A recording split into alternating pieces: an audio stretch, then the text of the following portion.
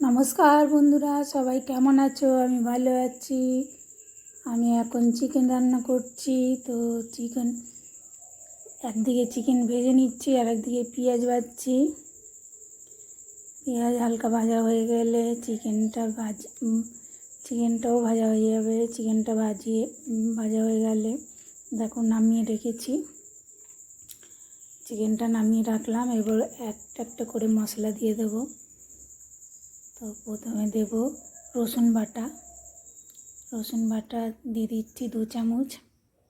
তো 2-3 চামচ দিয়ে দিলাম। দিয়ে রসুনটা ভাজা ভাজা হয়ে গেলে তার মধ্যে দিয়ে দেবো একটু পেঁয়াজ বাটা। রসুনটা দেখো আমার ভাজা ভাজা হয়ে গেছে। এবার পেঁয়াজ বাটা দিলাম। পেঁয়াজ বাটা বেশি দেবো না, 1 চামচ মতন দিয়েছি। তো পেঁয়াজটা ভাজা ভাজা হয়ে গেলে তারপর দিচ্ছি আদা বাটা দিয়ে দিলাম 2 চামচ মতন।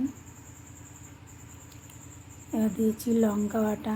বেশি ঝাল খাই না, তাই লঙ্কা বাটা 2 চামচ মতন দিলাম। দিয়ে সব মশলাগুলো ভাজা ভাজা হয়ে গেলে তার মধ্যে চিকেন দিয়ে দেবো। মশলা আমার ভাজা হচ্ছে। তো ভালোভাবে মশলাটাকে ভাজতে হবে। তেল ছেড়ে গেছে। এবার তেল ছেড়ে যাওয়ার পরে আমি চিকেনটা দিয়ে দিলাম। চিকেনটা ভালো করে কষিয়ে নেব। কষানো চিকেন করব। এইভাবে করলে খুব তাড়াতাড়ি হয়। তোমরা আমার ভিডিও দেখার জন্য প্রত্যেককে থ্যাংক ইউ। লাইক কমেন্ট করে দিও।